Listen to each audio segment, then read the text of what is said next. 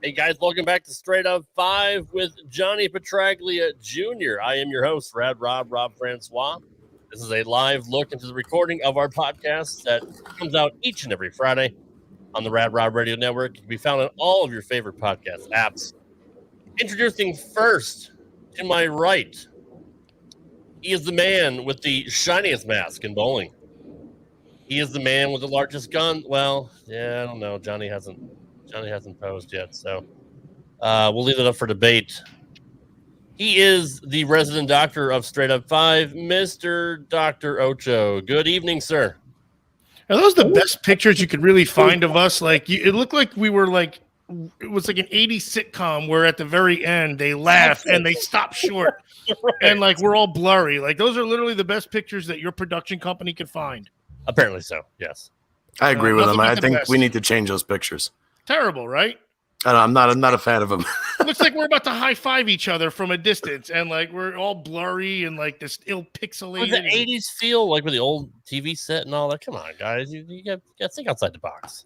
Well, I mean, your intro is the 80s bowling show, so I guess that's the only difference. But so at the end, how about at the end when we go off, we all pretend to laugh or something? You say a joke, and we'll be and we'll stop like this.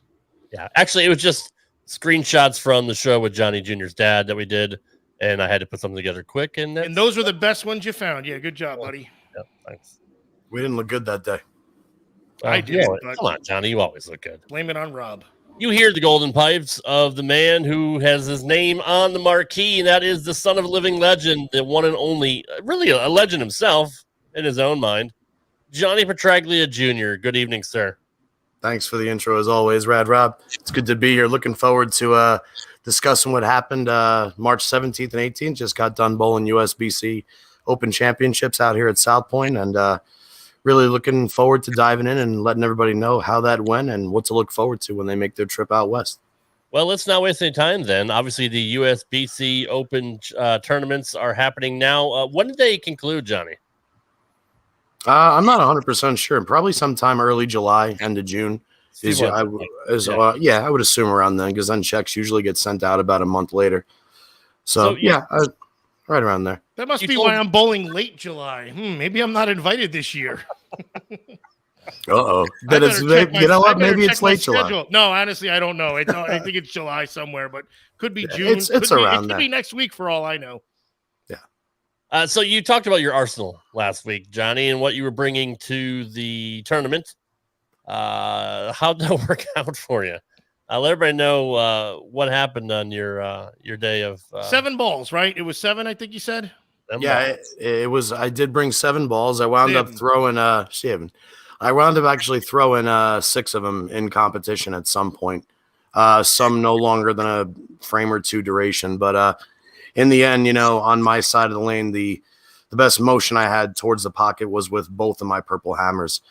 I made a you always second guess things you should have done after it's a little bit too late. And like I do every year, and I'm sure everybody that comes out to this tournament does every year, I got it in my head to not make the wrong decision that I had made in years past during team event, when in actuality, it may have been the key to helping my team to a lot higher number than we had. What I mean by that was typically every year I go to USBCs, I force myself out to the gutter.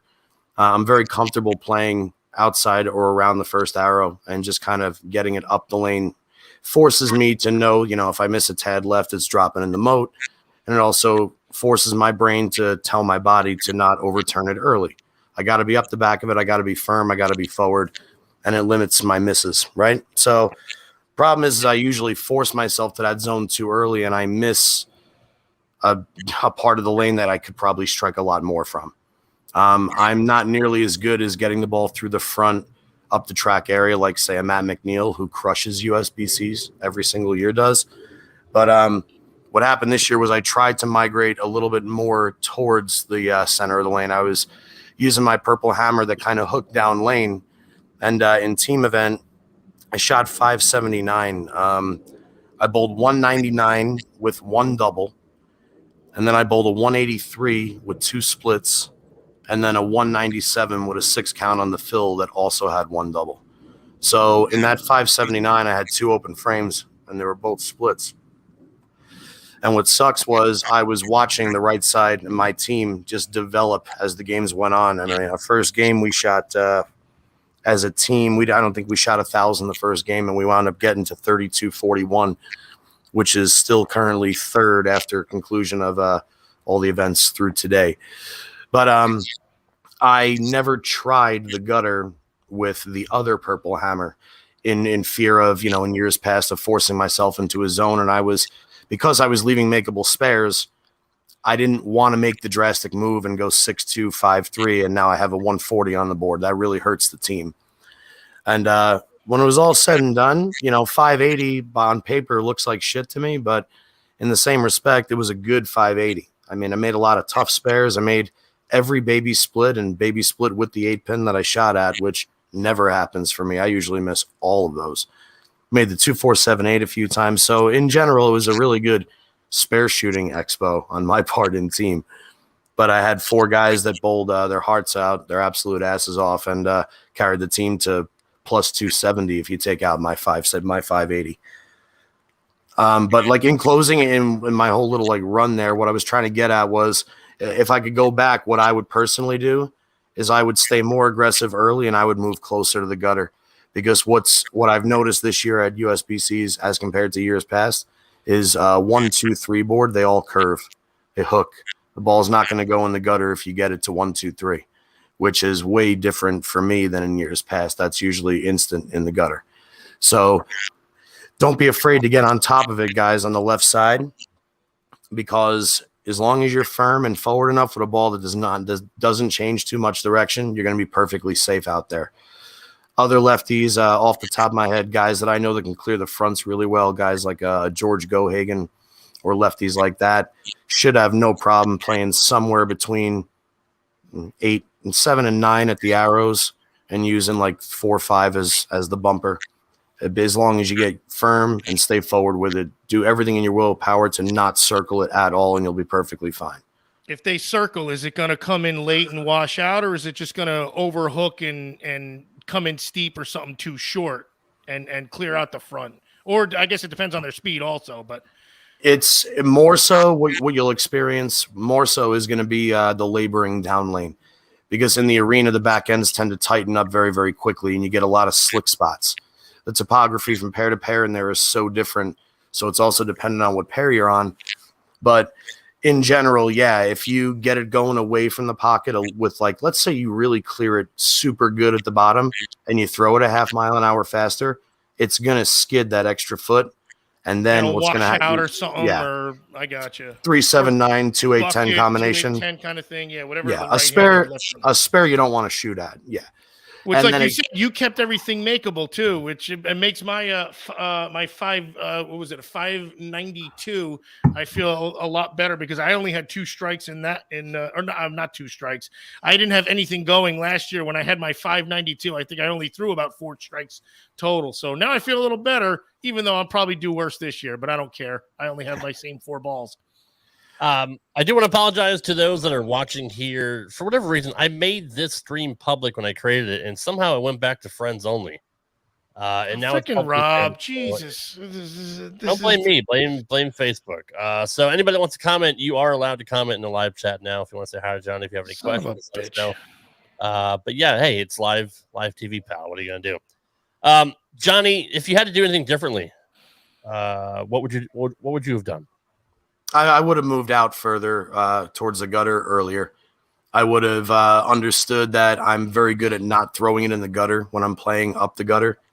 And eventually, my feet would have just gotten under me and I would have developed more speed naturally, because I knew, you can't overhit it when you're on the gutter, and you can't leak it. So you force yourself to stay in that zone. Spider pig, spam mo. With the purple hammer you're talking, right? Yeah. So you're talking square to the lane, forward roll, and just freaking pipe it off your hand and let it do the work almost. Yeah, and what I did was I used the more angular of the 2 purple hammers, which I couldn't have gotten that far left to begin with. But the one ball that I never even tried was the straight purple hammer, the one that hooked, like I said in our last show, at like as soon as it hits the lane. As soon as it hits the ground, it starts to turn. Yeah. So were you getting frustrated, Johnny? No, I was actually really cool, calm, collected this entire event. I had obviously I had Michael Marcus on my mind, and so did the entire team for the entire time. Just putting on his jersey still creeps the shit out of me. But I mean, all in all, the whole team atmosphere was good. It was just every year I get to reunite with my friends and family that aren't in this part of the country, and it's always fun. We always have a great time. Nobody really gives a shit what anybody else shoots. We're all just there to help each other out and support each other. And the only thing I felt bad about was as many spares as I made and as many times as I hit the pocket. It was very hard for me to strike during team event, and it crushes my soul to watch my teammates bowl as well as they do and know that I'm not contributing nearly as much as I know I'm capable of. That's something that will always bother me, always has bothered me. But no, I'll tell you the truth, dude. I'm actually kind of amazed that I only shot 20 under with the amount of spare leaves that I would have normally have missed. So I was actually, I grinded my ass off for that 579. Mo says, preferably pin up or pin down. That's a great question. I actually had two of my teammates give me their descriptions of the right side of the lane, and I'll tell you who both of them are. The first one is Shea Bittenbender. Shea and Tim Barron were, I think they may still be leading doubles currently. And Shea had a really, really fantastic trip this year. And Shea's bowling ball selections and team event were a pin up. And this is, again, also answering Mo's question. He used a pin up IQ Tour from Storm and a pin down Rotogrip RST X2, which is an asymmetric pearl. And then in singles and doubles, he wound up switching to both a pin-up and pin-down IQ Tour. His thoughts on the patterns said that the patterns played pretty similar, meaning from team event to doubles and singles. Short, medium, and length with mega friction outside. We don't normally see it, and it was definitely there this year. So that's coming from both the left side and the right side. The object was to use that friction early and create push in the middle as the transition happened. So what he's virtually saying and what he did is he started with an IQ Tour, which is a solid, symmetrical, very smooth bowling ball overall. And then after eventually enough guys on our team built up that hold area, then they were able to move in with balls like the RST because now they had the scoot through the front and they had the hold, so the change of direction would just play to that strength. They still had the hook if they missed out, and now they had all the hold if they missed in with an even stronger, bigger bowling ball. Shea is very aggressive to the foul line. He's very, very under it, very committed to every shot he throws. You never see Shea cut one off. So anybody that's got a higher rev rate, not Belmo high, but like higher than Bill O'Neill, so between higher than Bill O'Neill and less than Belmo is what Shea's rev rate is. And he's forward. I mean, it's so good. It's just beautiful to watch. And that's coming from, I don't exactly know what Shea shot, but I know that he had a couple 700s in there. And I think he probably, about 2010. He went a couple hundred over.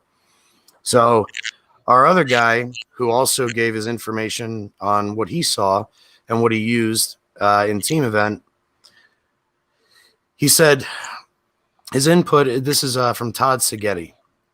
He said that team played quite similar to years past, though less quote-unquote crispy at the end of the pattern. Todd also started out with an IQ Tour, solid. His was pinned down, 5 inches pinned to pat. He was trying to get the ball to about 7 at the arrows and out to 5 at the break point, and then gradually moved in every shot until he was playing about 11 at the arrows to 7 at the break point. And after game 1, he switched to a pin-up burner solid 5.5-inch pin. Now, in team event, Todd was struggling the first 2 games. He bowled a 164, something else, but then the last game he switched to a Storm Parallax, which had dual angle numbers of 55 by 5 by 45, and he got into 16, 17 at the arrows, swinging it out to 8. Again, this is the hold that Shea was talking about the right-handers were able to create now. And then he shot 258 to boost him up to 608 in team. That's something I saw last year, by the way. By the end of the pattern, the hookers could freaking kill it because they had so much hold down lane. They had about 7 boards of error just to get it to that spot, and it would flip. They'd hit light mixers. It was amazing how much they looked awesome, and it was actually fun to watch. I just can't do it. Anyway, go ahead, man. Well, the hookers always kill in Vegas, right? I mean, not in the beginning. I don't think so. That's just it. I think when the I get it. Oh, I screwed that up. Damn it! Took you that long to get it? Yeah, I actually thought we were talking bowling for the first time, and I was actually going to contribute besides anatomically. Son of a bee sting. Go ahead, Rob. It's a fun joke. The time's already passed. It's already gone. That's your own fault. Go ahead, JP. Yeah, JP, go. So anyway, that's kind of the gist of what to expect at USBCs this year as far as team events concerned. And again, doubles and singles, very similar. The only difference on doubles and singles day was the back ends were already a little bit more blended and a little bit tighter. So you didn't have to create the hold. It didn't take that long to create hold down lane, including on my side. So what I did when I came out in doubles and singles was I went to the other purple hammer and I just moved right onto the gutter from the get-go. And the first game was such an upsetting game. I mean, me and Stephanie were bowling, and I go solid 8 first frame. Then I throw a double. Then I leave a solid 8 again in the 4th frame. Then I double again. Then I leave a solid 8 again. I walked back to Steph. I said, if you'd have told me the first 3 shots that I left something on the deck today would all be stone 8 pins, I'd tell you I'd be walking out the building at this point. Like 7 of the best frames I ever bowled. And with a urethane, which doesn't overhook that much, you got plenty of oil there. Yeah. I mean, you'd think it wouldn't be so steep.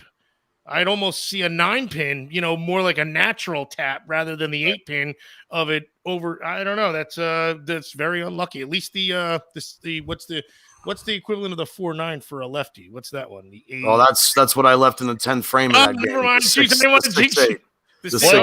least it wasn't a 6. Oh my god! So you basically railed the pocket. Could have had a 290 probably, and instead I bowl a 201 with an open in the 10th frame.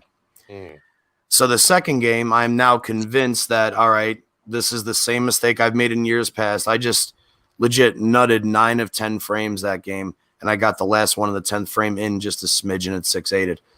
So, like, this has got to be the wrong area of the lane, right? This is what I'm saying in my head at this point because I can't continue to bowl that good for the next 5 games to only bowl 2-0 or 2-10. But you don't think 2 boards right, 3 boards right? I mean, that's how small I am with increments too. That's remember we were talking earlier. If you go up the lane, you're okay, but if you go around it, even if it is right, even if I went from playing say up like 4-2. If I got it to like 6.5, 7, and got it to 4, you have a hang spot maybe or a 3. Yeah, it would 3-7-9. It would bucket. It would 3-pin. Gotcha. Yeah. So you really, at least for me, I really had to stay forward. But so the next game, I tried for like 3 frames in the middle there. I tried something different, and I split twice in game 2, and I bowled 170. The third game, I jumped back to the gutter. I said, just throw it harder, stay more aggressive, and just focus on making quality shots here. And I bowled a clean 214. So I shoot 585 in doubles. In singles, we're on the same pair, and now I'm loose as a goose. I bowl 30 clean. I actually, for once, hit the 30 clean in singles. And I bowled 218, 206, 232 for 656, which gave me a grand total at USBCs of 1820. I went plus 20 for the event. Average just over 202. Hold on, you were in the same spot. You threw the same ball, or you had the confidence to just freewheel it.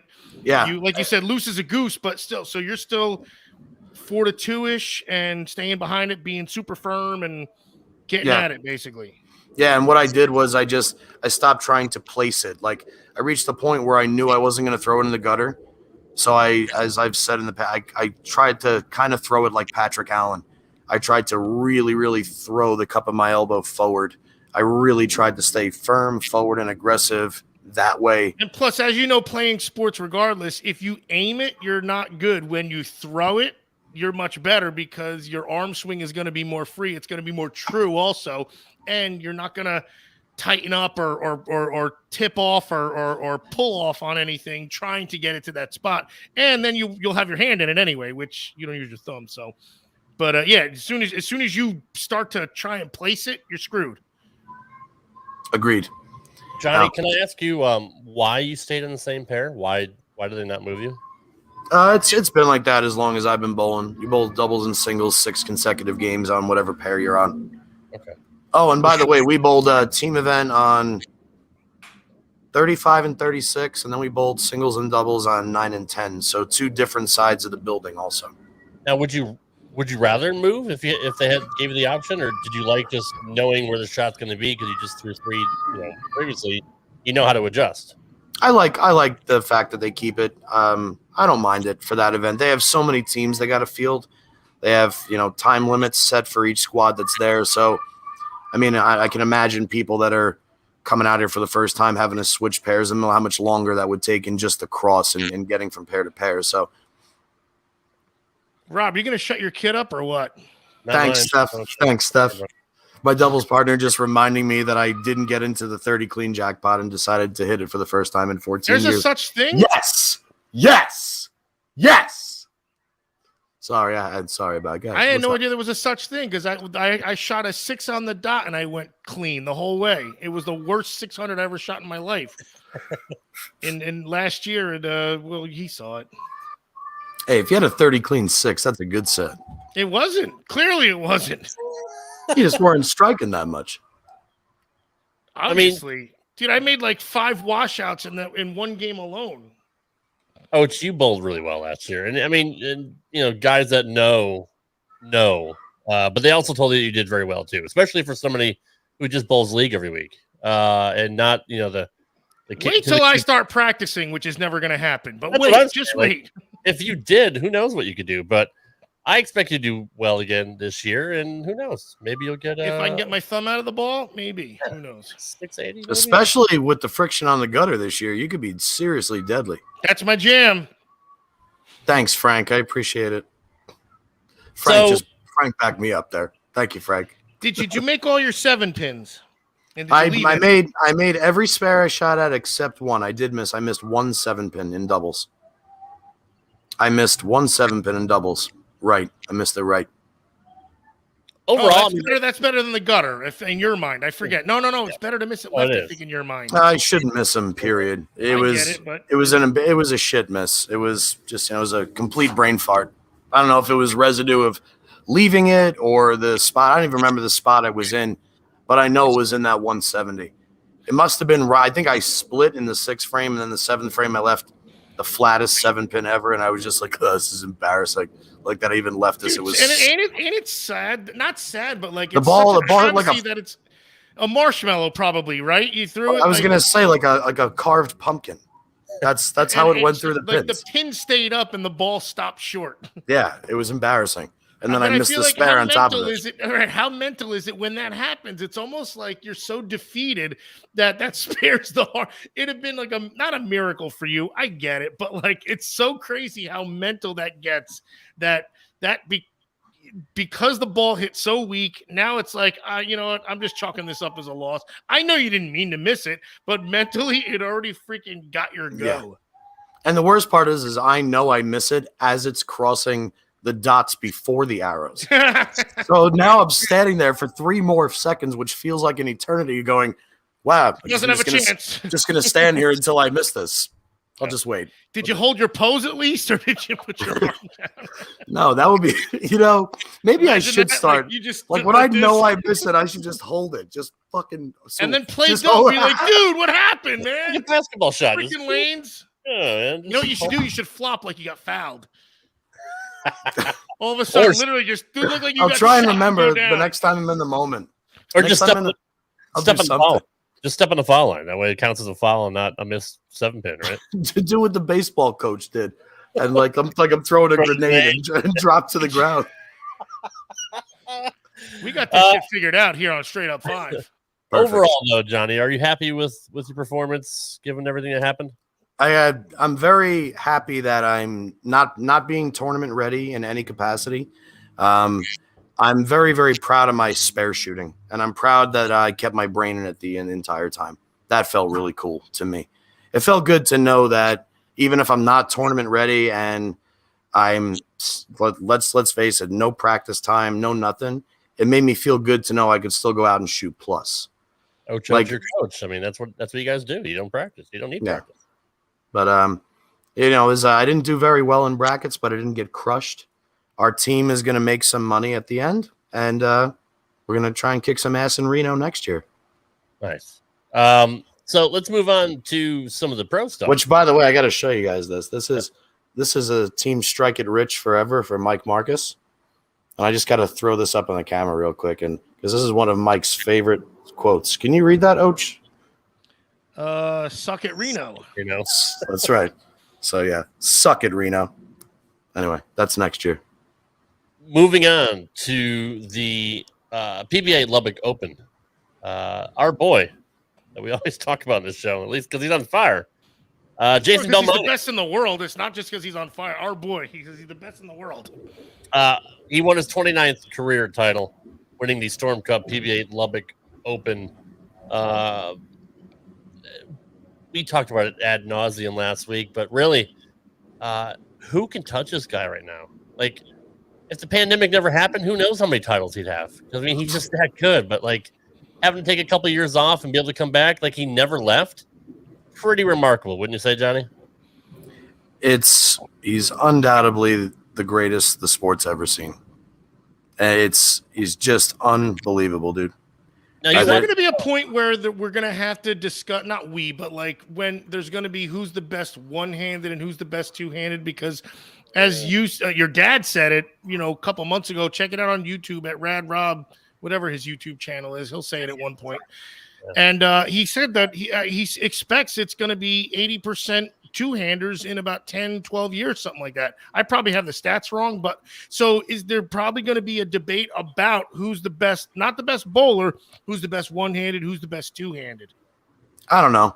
That would be like saying who's the best stroker, who's the best cranker, who's the best tweener. There's a definite difference between a one-handed and a two-handed. That's the thing. But you wouldn't say that about baseball pitchers, like, Tim Wakefield's the best knuckleballer of all time, pitcher of all time, but he's not the best pitcher of all time. So, I mean, you can't really – that's not fair, right? No, but, I mean, pitching has those – if everybody threw the same bowling style, then you could say it. But, like, some people have a knuckleball. Some people throw a slider, a curveball, fastball. You're saying more like who's the best righty and who's the best lefty? Like who's the best standard player, who's the best two-hander? That's, I mean, do you think that's going to be an issue down the lane? Because like Belmo's the best bowler right now, and still that doesn't negate the 60 years that have happened about who's still on I can wood go lanes. with that. You know what I mean? Like so, and would there be a need for two-hand if the oil wasn't so drastic? And I don't know. Forget that last part. I think I'm going a little off. I understand the last part too. Yeah, you're on. I just feel like right. Is it because he's clearly gonna win more titles than anybody? He's got the most majors already. He's overpowered, much like when golf started lengthening the tees for Tiger, and then now Tiger's a short hitter. You know what I mean? So I just feel like I almost wonder: is there going to be? Do you think? And it was more of a hypothetical, and then we could rehash this in 10 years when we're the best podcast and millionaires. Frank says you could break it up into different GOAT categories, but he's the best we've ever seen, hands down. I agree with both of you guys. I think that there will come a time that there will be a separation that say, well, let's pretend two-handers never existed. Who's the best bowler of all time? Is it Walter Ray? Is it Pete Weber? Is it Earl Anthony? Is it Ocho? But undoubtedly, I mean, at least I think in my lifetime, I don't think I have enough life left to see somebody else like Belmo. So, like, I could basically say for the rest of my life, Belmo is going to be the best two-hander. That's true. Even any two-handers that come out won't be able to. I mean, they'll probably do good, but do what he did. Look at. I'm sorry to cut you off, but like what you just said. Look at Anthony Simonson. Right. He has 9 titles and 3 majors, and he's how old is he? 23, 4, 27. Oh, maybe he is. I don't even know. You might be right. You might be right. Mid-20s. He's in his mid-20s, but he's he's been on tour since he was 17. Yeah, he's been on tour like 8 years. He's got 9 titles and 3 majors. That's already a Hall of Fame career. Belmo started 13 years ago. Right. That's what, and Anthony Simonson, in my eyes, is the second best two-hander in the world. So, well, there you go. Is he the second best bowler or is he the second best two-hander? Which you can't. It's still so early to say, but that's kind of what I mean about if this debate does ever take place. Is there merit for it almost, or is the two-handers just literally going to wipe the slate clean? Prediction. That's all. Prediction that they'll always be traditionalists, but it's evolve or die, right? And like evolution, it does certain things. You ain't gonna win if you don't. You don't evolve. Everybody that's two-handed now, which is now comprising approximately 45 to 55% of all bowlers now, they're going to teach their children to bowl two-handed, and then they're going to teach theirs. So those percentages are just going to keep going in the opposite direction as time goes on. Is that a legit thing for professionals, or is that like for league and everything? Like, that's gonna be anybody that bowls as the generations progress. No, I mean, you said it's 45% now. Like, is that a stat that's on tour regionals, or is that like that's literally that's a Rad Rant 1000% opinionated Johnny brain percentage. All right, I got you. I thought you, dude, you're always so spot on with your freaking stats that I thought you. I thought you knew that. I think 45 is a little high. I think it's probably closer to like 37.5. That's probably the real number. Gotcha. 37.5. Yep. But 8 years ago it was 20%. Sure. So and it's drastically increasing. It's not like it's going to be in 10 years. It's going to be 40%. In 10 years, it's going to be 70%. Mm-hmm. What am I saying? Probably 90%. So it's definitely and it's not a craze. It's literally here to stay. But anyway, so that was my my rant. Well, Johnny, let me ask you this: your dad notwithstanding, because we spoke to him about it. But what do some of the other old timers or traditionalists think of it? Do they welcome the change? Do they, what? There are some people, balk it, like, oh, the kid's throwing two hands. There's mixed feelings about it, but I mean, there have been people that are extremely outspoken about it. I mean, there's people that wear jerseys that that show a big slash through two-handers, but let's be honest, right? Like Ghostbusters or something. It's literally like no crutches or no crutch arm, whatever. There's no rule, right? Like I don't even know. Like there's literally no rule that says you can't. Is there? There couldn't be. What am I saying? No, there's not. And it's there's not. But what's happened now is, again, as time has progressed, even some of the people that used to not like it are either doing it or supporting it because now their kids are doing it. Case in point, the collegiate finals at the USBs or at the World Series that we just watched. Barnes's kid, Parker's kid, they're all two-handers, man. Chris Bard's son Ryan and Parker's son Justin. Well, first off, Justin's right-handed, which Parker's lefty, and Justin's a two-handed righty. And Ryan Barnes looks exactly like Chris Barnes physically and set up and follow through. He just also does it with two hands. Dude, even with the cup hand, the way he does that was wild. It's like watching young Chris. It's like watching young Chris. It's crazy. With a Justin Bieber haircut too. That's the only thing. So that's what I mean is eventually, evolution is just going to take its toll. It's bound to happen. So now you have two of the most decorated athletes our sport's ever seen, who are the Bible of traditionalists that do everything right from both sides of the lane and have always done everything right. And their sons are two-handed, and they're two-handed successful bowling for the best college in the country. They're doing what's needed these days to compete at the highest level in our sport. Well, the score sheet reads who knocks down the most pins. And if you figure out a way to do it, I mean, exactly. I guess it's like skee ball. I wonder who the first guy to ever bank it in off to get to the 50 on skee ball ever was. Absolutely. You know what I mean? Like, I don't know. Is it something like that they said, wow, I could really do it a little more if I did it this way. And now it's changed. And it's kind of wild because look, at our age, sports are so entranced in our lifestyle that we're not going to see much change. The pitcher's mound comes down a couple inches. You know what I mean? They got the strike box. Now we got a line to see the first down marker. But as far as sports go, traditional sports in our lifetime, what's different? They took the blue line away in hockey. You know what I mean? No two-line passes. It's really not that much of a difference. But this is I don't want to say it's evolutionary and revolutionary that we're watching this and we're getting to witness this, because in 30 years, people are going to go, man, people bowled one-handed. How weird is that? Or maybe 50 years, I guess. But the same way, I mean, the three finger traditional grip, they used to use the middle finger and the thumb only. There was a standard 2-finger grip in rubber bowling balls in the 40s and 50s. So the first person that ever put their ring finger in a ball, the guys were probably saying, "What are you doing?" It's the same thing. You know, I still am intrigued by two-handers that put their thumb in the bowling ball. I think that's crazy. I have no idea how you even do that. There's just so many different ways to throw the ball down there, but I understand, again, you know what? To be perfectly real, I'll just be real right now. Closed-minded people don't like two-handers. If you have to have an open mind and you have to be willing to evolve with the times, or you're going to be left in the dust and you're going to be sitting there bitching about everything while the train keeps going. So that's why I not only support two-handed bowling, I think it's revived the sport of bowling. I think it's kept the younger generation intrigued, and that's why I love Belmo for what he does with the ball. And that's really all I got on that. Hey, can we comment on how cool Johnny's green screen is? Because he managed to have such an awesome green screen that it's getting darker as if the sun is setting behind his back. It is. How did you get that green screen to do that for us? This is amazing. Yeah, yours isn't doing anything. Yours is all it's about self-imposed stuff.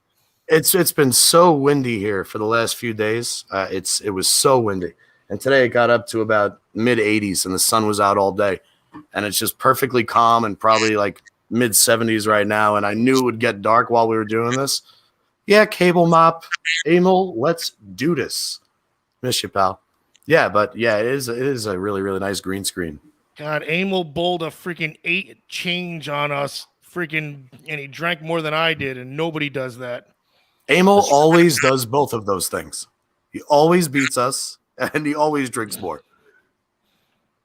But I'm talking me. I'm talking Ocho. That don't happen, man. Sorry. The bowling thing, yeah. The drinking more, no. Anywho, what else you got here, Rob? What do we want to dive back into? Here the show here, buddy. Come on, be a host, would you? I was just hanging back, letting you guys chat. No, cut in. Getting back to what I started talking about, which is the Pba Lubbock Open. You watched the show, Johnny. What were your thoughts? I mean, again, anytime that Belmo's on a show, no matter what the score is in any situation, I expect him to win. And he comes out against Jesper game 1, bowls 246. Jesper bowls a decent 221. Hey, what pattern were they on? Like, where were they throwing it? Give us some of the noise with that, because I didn't see anything, and I wouldn't know what I'm saying anyway. The oil pattern they were on was the Carmen Salvino pattern, which, let me see if I can get the length. Do you have the length of the Carmen Salvino pattern, Rob? Not that long. 3 inches when I'm angry, but that's about it. Yeah, that's fine. Yeah, I want to say it's like around the 39-footer. It probably plays somewhere like between a chameleon and a scorpion. So Belmo's going to swing it a bit then, obviously. He wants to stay in the oil for... They weren't as deep as like Prather was on the TSC show, and they were throwing it harder. Like Belmo, and then we bowls next, Sean Lavery Spar. Lavery Spar threw a Motive Pride, and I think he may have tried a Jackal Ghost a few times.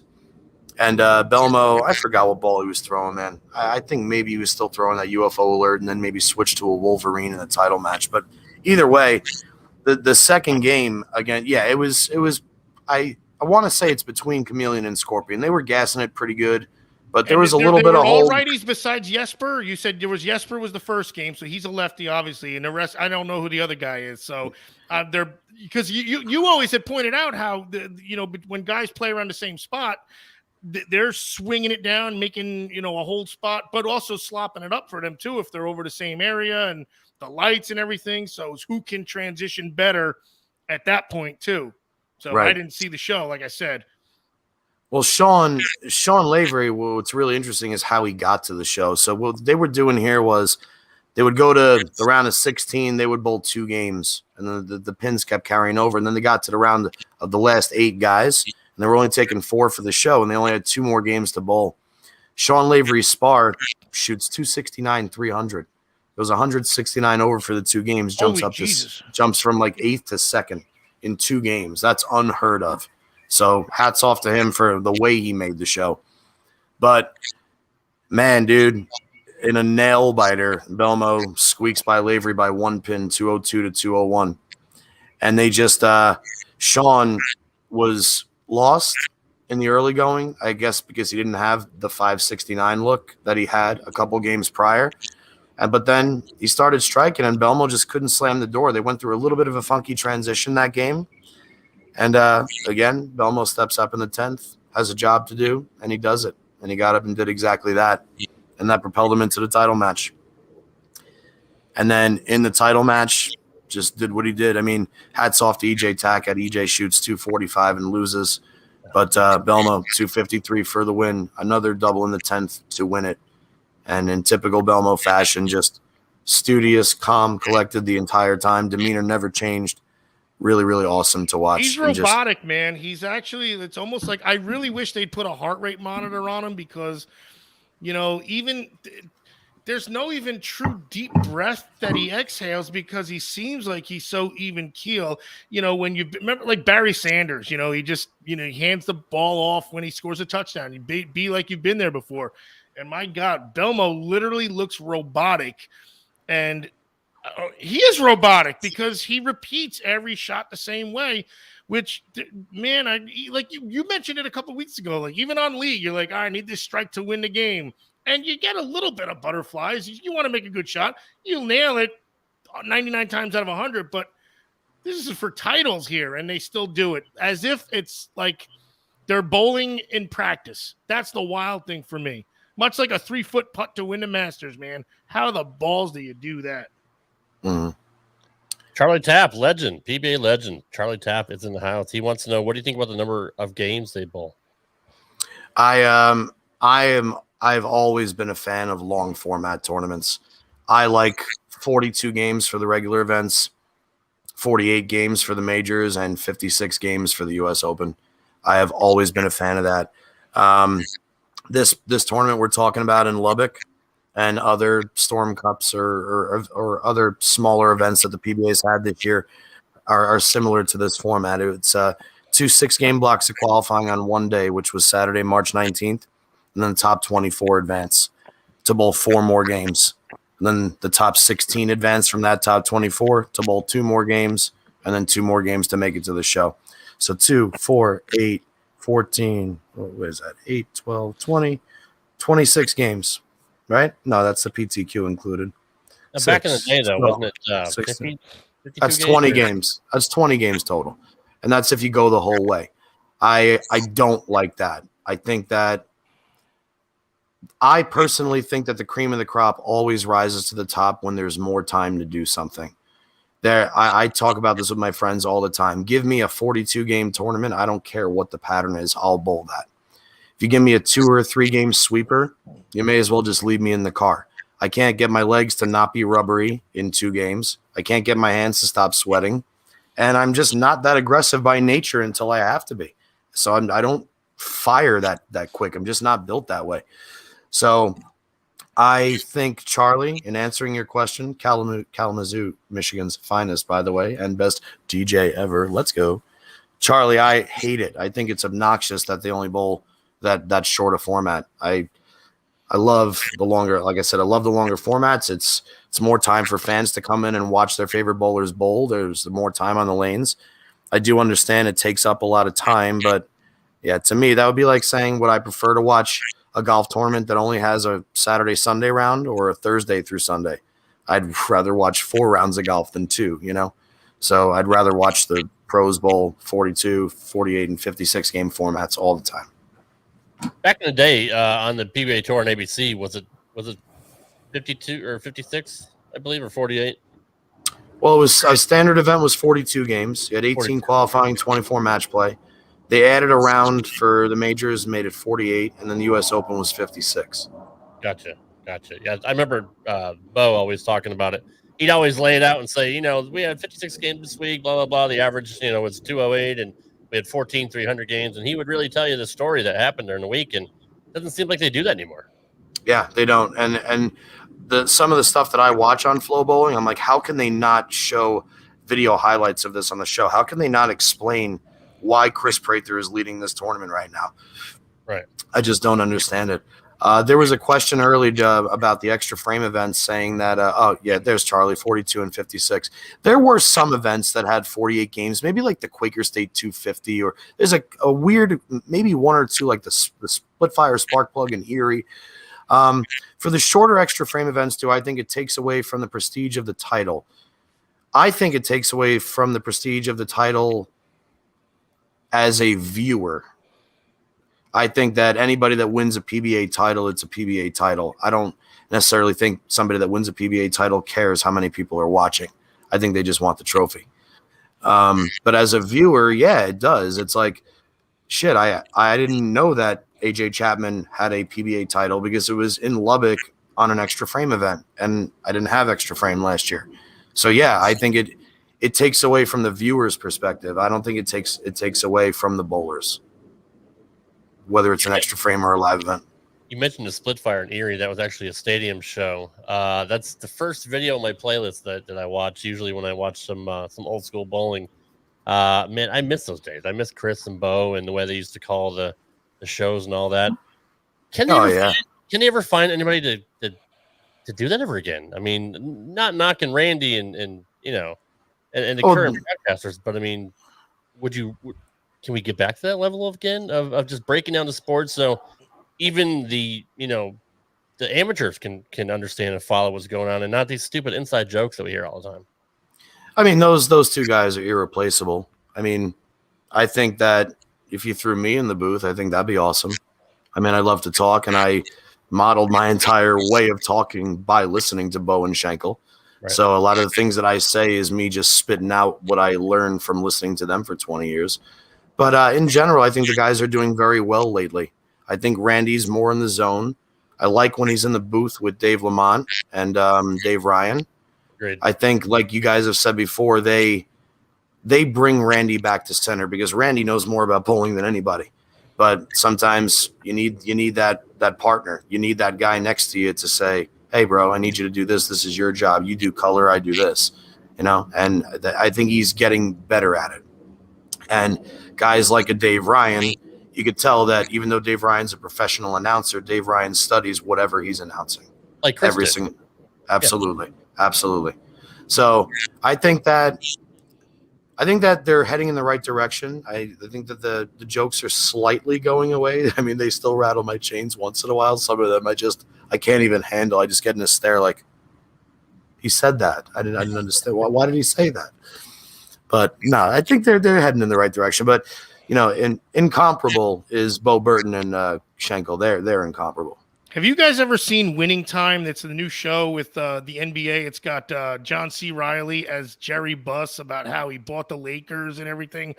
Yeah, so when Jerry Buss in 1979, it's about how he drafted Magic Johnson. And it's only 4 episodes so far. But on the very first episode, they're talking in 1979 how the NBA, the ratings are so bad, even though they had Kareem, Jerry West, they won a bunch of championships, but the NBA ratings are doing so bad. And they made mention PBA bowling is on every Saturday, and they're crushing us. Yeah, they said that and I was trying to fact check it. I couldn't find it, but why would they put it in there? PBA bowling. They didn't say Wide World of Sports. They said PBA bowling every Saturday is crushing the NBA. Think about that sentence. 1979. It was a lead-in to Wide World of Sports. Wide World is right, and then they would do ski jumping or whatever. Yeah. They do the biathlon where they're shooting and skiing and all that noise, or barrel jumping and that. Killed it. I like the Iditarod Trail sled dog race. Oh, who doesn't? I mean, Jesus. Plus, when did those dogs eat? No shit. I have no idea. Which if we tune to the podcast in one of the next few episodes, we're going to discuss sport versus skill. Yes, we are. Yeah. Upcoming topic, probably next week. But yeah, that 4-hour block was untouchable on Saturday, to be quite honest, between PBA and Bible of Sports with Frank Gifford and the NBA. Think about that. The NBA, which I don't watch, and in the 80s, I loved it. Lakers, Celtics, I could tell you every player. I watched a little bit in the 90s, but still, I didn't watch. Does that say javelin catching? It sure does. Because I am the world champion javelin catcher, and it's a skill, not a sport. But anyway, that's how cool is that they freaking actually that the PBA was destroying the NBA. I crashed a dog sled one time. Yeah, Laura Brandt says I crashed a dog sled one time. Fun fact. That just cracked. Was there? Did you call AAA, Laura? That's fantastic. There's AAA dog sledding. What's up, Keegan? Because I actually hooked up with a bartender after I told her I was a dog sledder. Laura is one of my teammates. I met her for the first time last week. She had her over the house. Awesome chick. I'm still laughing about the thought of her crashing a dog sled. Matthew Anderson in the house. Matthew's been on the show before. What's going on, buddy? Good to see you in here. Thanks for the goat shout, homie. Love you. Chris and Bosch. Yeah, absolutely. I agreed that. Yep, they should have been on all the time. As well or better if they had a primetime slot. I mean, Schenkel always had. I mean, Schenkel commentated everything. He had the voice of God. He did. Yeah, he really did plenty of sports. But I think they did have a primetime spot. Is that what you're saying? Did they? He said they should have Saturday nights at 8:00. Yeah. They should have had the best time slot ever. They were a perfect pair. They were really, really a great pair. At least to me, they were. I mean, like I enjoyed listening to Ozio and Marshall, but like to me, all right, here you go. Here's a good comparison. My dad said this to me a long time ago and never left my brain. He goes, certain announcers just know how to say certain things at the right times. For instance, when somebody is over a putt and they sink a 50-footer to win the tournament or to qualify for the next round and make the cut, the crowd cheers. The commentator doesn't say anything. And then after he goes to pick up the ball, he says, makes the putt. Just something simple, right? Or like gone or something, right? I feel like other guys get too descriptive during the act, whereas Bo and Chris always prepped it and shut up when the act was happening. You know what? They let it come to them. They let it come to them rather than force what they had in their head to try and enhance the situation, which is also an instinct, really. I mean, it's like you said, it's a. The only thing I'm thinking of is that Tiger, the better than most, where they didn't say anything. They let this 50-foot snake at the TPC, and they're not saying anything. Better than most. You hear the crowd. Better than most. Elevation. And then finally, he goes, how about in? And it takes 13 seconds for this putt. They could have said a freaking 20. They could have read War and Peace in that time that putt sank. But they let that whole freaking putt dictate what they said. I got the chills, man. God dang it. Yeah, you're exactly right. Yeah, and they were so good at that. Jim, by the way, I hope you got the picture of me and your dad.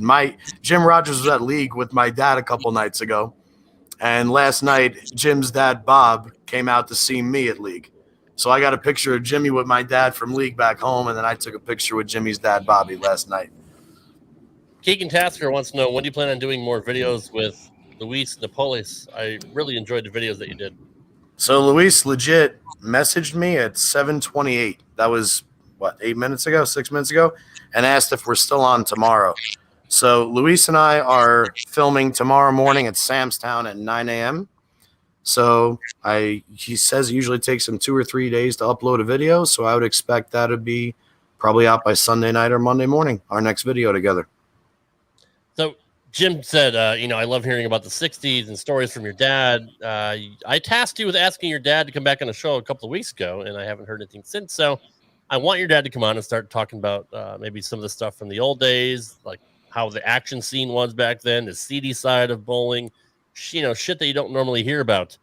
Other than the glitz and glamour of ABC. He's putting you on the spot right now, JP. How about that? Like, I mean, this guy's trying to really do a job here. He gave you like 2 days notice, and he's like, "Where is he, man? Let's go. We got to it's all good after him." I think that I got to confirm.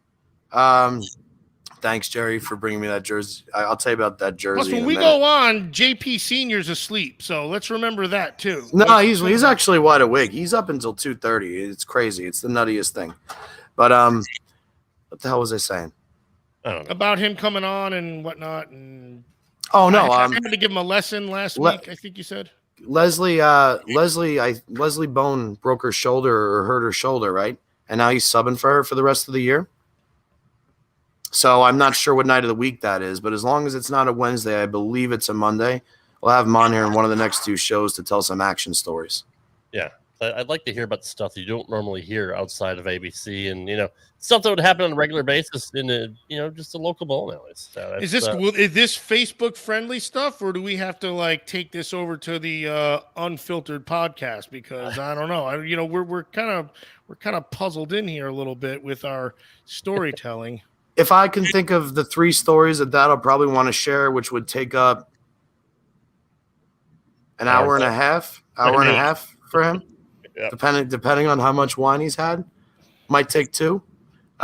It'll be like watching a scene from A Bronx Tale, a scene from Goodfellas, and a scene from The Wanderers. I'm dropping off $2 Chuck at his house in 2 days, so then we're gonna get. Is it still $2 Chuck, or is it like $8.50 Chuck? It might be. I don't know. If it goes up with gas, it's gonna be $16.50 Chuck. So I don't know, but we'll $5.52 today. $5.52. Wow. Today. Wow, it's out here. It's down to. It was up over $4. I saw as low as $3.84 here today. But yeah, man, the West Coast is brutal sometimes. Yeah, it's. I don't want to talk about. Keegan wants to know, throughout your dad's career, what parts did he tell you was the most difficult back then compared to the current bowling ball techs? Well, actually, bowling ball, for Christ's sake. I was gonna say, Dad actually preferred it back then because the bowling balls were limited, and Dad was young and he was strong and he could throw it hard and he can curve it. Yeah, he had said on the one show, he said, I would rather change my hand or change how I throw the ball because I can manipulate the ball better than if I switched to a bowling ball. And they only had 2 or 3 at the time. So I didn't mean to cut you off, but it was directly from one of the show he was on. So go ahead. Before you answer that, would you liken that to, say, NASCAR back then? When it wasn't all truly stock, and you had guys like Richard Petty just had a better car than everybody else. Obviously, he's a great driver too, but is that kind of the same thing to where now it's all kind of everybody has the best? Everybody's got the arsenal. It's who can carry better, I guess. Right. It's a lot. There's a lot of different components to that, guys. I mean, first off, through the transition for Dad made all the transitions necessary. He went from rubber to urethane, from urethane to resin, and he was successful using all of them. And he migrated to the right as he liked to do, like you said, too. And now what's happening is he's 75 now. He's incapable of throwing at the speed that he used to. He's also incapable of getting the swing back under his armpit into the slot. He can't tuck it because his wrist is weak too, So he thumbs it down a lot. He spins it a lot. And he's got this thought in his head that every single bowling ball he throws just hooks too much for him. That's not necessarily the case anymore. The case is that his body just physically will not allow him to do it anymore. But I would say the hardest thing for my dad is the hardest thing for anybody. If you're super duper successful doing something, and then you're told one day, okay, it's time to change it. You have to now change this. Now it takes you a little while to get that grasp that in your brain. Prime example is Parker Bone III. Parker Bone III went 12 consecutive years on the tour, averaging over $100,000 in earnings every single year. Then they introduced sport bowling. I always use this comparison only to prove a point with facts.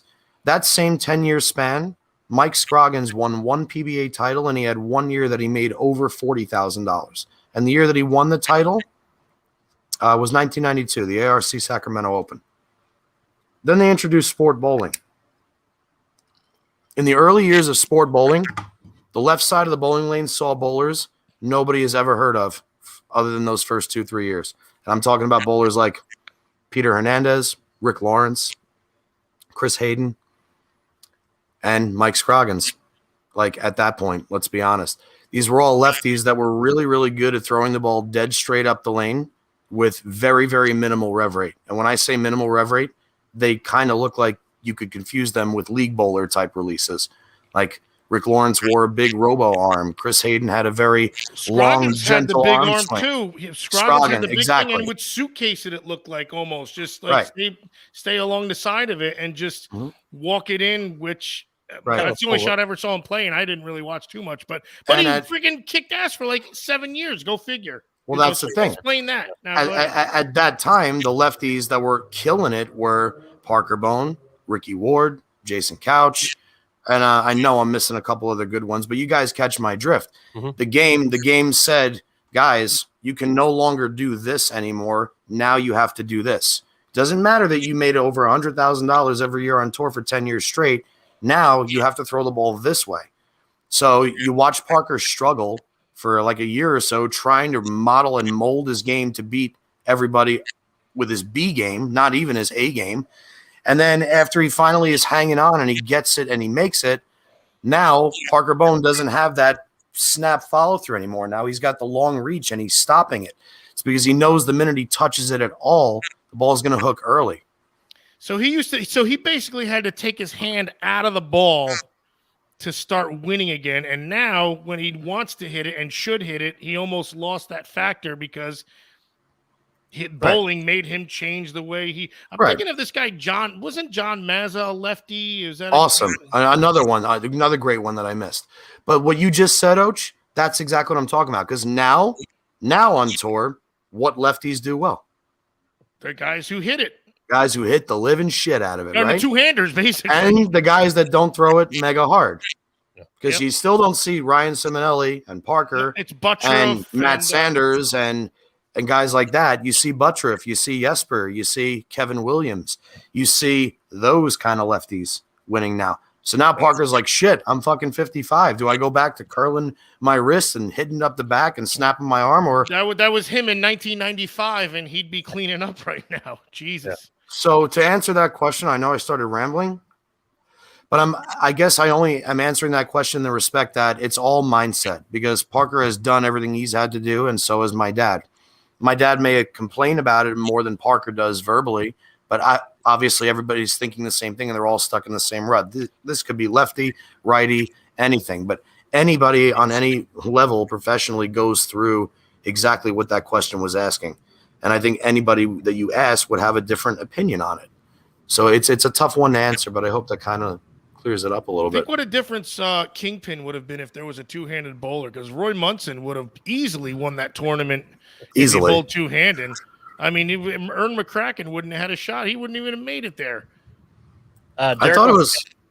Sorry, Johnny, go ahead. I was just going to say, I found it amazing in Kingpin that he could like feel his hand in the bowling ball with the rubber hand. How do you even do that? Right. Well, the first ball that went down with it, so he had to have a Phillips head screwdriver. But like there's no tendons, there's no touch in there. It's a hook. He's just pushing it really, but you know that's what the weight block was for. Yeah, in the gold plastic Rhino.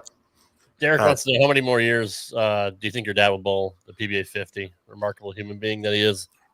Thank you. And my dad will bowl until he can't bowl anymore. Every year he eliminates something, and he subliminally tells me exactly what he's going to do by telling me what he's not going to do. Like last year it was, John, I'm never driving to Vegas again. It's absolutely pointless for me to drive here and have to drive back and to go out and bowl those two effing tournaments that I just don't want to bowl. Right? Okay, fine. I'm not even going to bowl the tour this year. I may bowl this regional. I'm contemplating going to Florida and bowling this way. Whenever he starts talking about what he's not going to do, that's exactly what he does.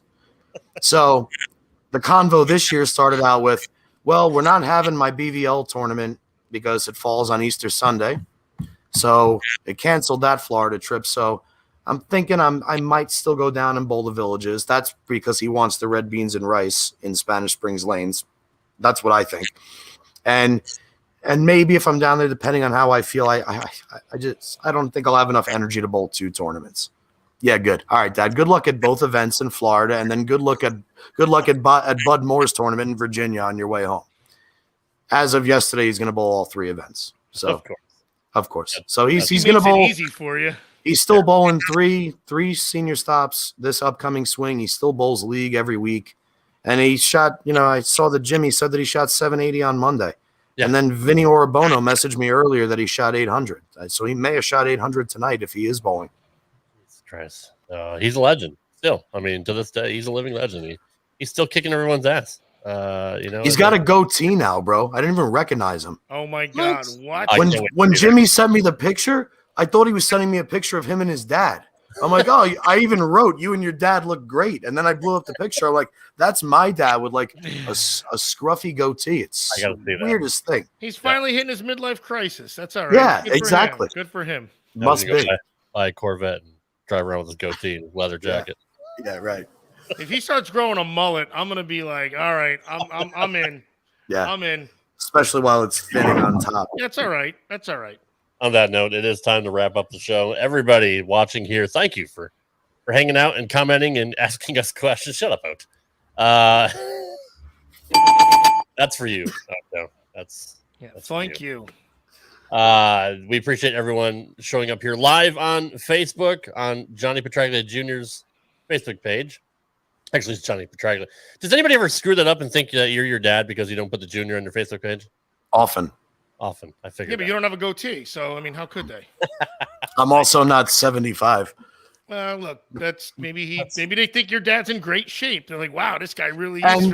And truth be told, I'm not a junior in the real world. My dad's middle name different or something. Yeah, my dad's middle name is Francis. Mine's Anthony. So I'm only junior in the bowling world. Lighten up, Francis. Oh shit, we're just gonna change the name of the show. Man. Fuck it, you're not a junior anymore. Don't ever touch me again. Johnny, where you guys? We haven't. Sorry, man. We're on stripes now. This is what Randy and Rob do, so it's our own fault. That's fair. No, that's fair. Johnny, where are you on Twitter? At JPJunior07. Ocho, what's your Twitter handle? God. At the Dr. Ocho. You can follow me at RadRob Gaming. And Ocho mentioned my YouTube page earlier. We do have a video of the show we did with Johnny Petraglia Sr. On my YouTube page, RadRob Gaming. You can find that video, the show we did with Johnny Sr., which was we did a watch along of his 300 game on PBA, and we got him to tell some pretty funny stories, and he really kind of let loose on that, and was just a regular guy just shooting the shit. And that's Ocho's favorite conversation he's ever had with your dad. So that says a lot. One of many, but I've ruined the guy. It's my own fault. It is your fault. He's still an ambassador, but I humanized him. I want to take 1 minute and just a big warm thank you to everybody that's started showing up, and all of your support is greatly appreciated. I've always been a little hesitant to get on here and speak my mind, and these guys made it possible. And for the people that view, continue hitting the like button for us. You're really, really helping us out, and you really bring a massive amount of enjoyment to me personally weekly, and it's really, really good fuel for my soul. And I hope everybody enjoys what we talk about on here. And if I curse here and there, at least when we're live once in a while, sorry. I am still a New Jersey Italian, so sorry about a couple F-bombs here and there. Yeah, and I still smoke like a fiend. But seriously, thank you guys so much for being here. It's really awesome. You guys should listen to our past shows. Johnny, cuts like a sailor. But in any event, that's not the point of listening. The point is to get a good, in-depth, unfettered view of Johnny Petraglia Jr. Cutting edge, in depth. That's exactly what we are. We're hard hitting, and we are unfettered. You can check out the past episodes of Straight Up 5 with Johnny Petraglia Jr. on any of your favorite podcast apps. We're what are we at? Episode 30 something, 20? I don't know. 26. 20 there. Hey, why don't we see if the audience, if they have a topic they want Johnny to discuss, they could tweet you or something, or tweet the show. Why don't you do something like that? That'd be awesome. I mean, I'm open to talking about anything on this show. And if you go back and check out the previous podcasts on any of the platforms, you'll see that we discuss something virtually every week, whether it's the urethane ban, the fryouts on television, old bowling stories, walks down memory lane, behind the scenes stuff, anything that I've experienced in this wonderful, wonderful sport skill. We talk about on this show, and we do it unfetteredly. Literally nothing is off topic. Unfetteredly. That's great. In any event, guys, thank you for listening. Thank you for watching. This will drop on Friday. If you missed any of it, you can listen to the show, subscribe on iTunes, Apple Podcasts, Spotify, Stitcher, iHeartRadio, Podbean, Podcast Addict, literally just about any app that has a podcast on it. We are on it. You can catch up on past episodes and tell your friends. Pass the word around. It's a grassroots show. We don't have any big budgets for marketing or any campaigns. So spread the word. Let everybody know that Johnny has a podcast. And if you want more Johnny in your life, subscribe to it and listen to him each and every Friday. Again, on all your favorite podcast apps. Johnny, as always, great show. Appreciate talking to your brother. Always nice to sit under the learning tree. And Ocho, I don't know, he's just got big muscles. I like looking at your muscles. Yeah, we know what that does to me. So, all right. On that note, guys, we'll be back next week for another edition of Straight Up 5 with Johnny Petraglia Jr. next week. Take care, guys. Later.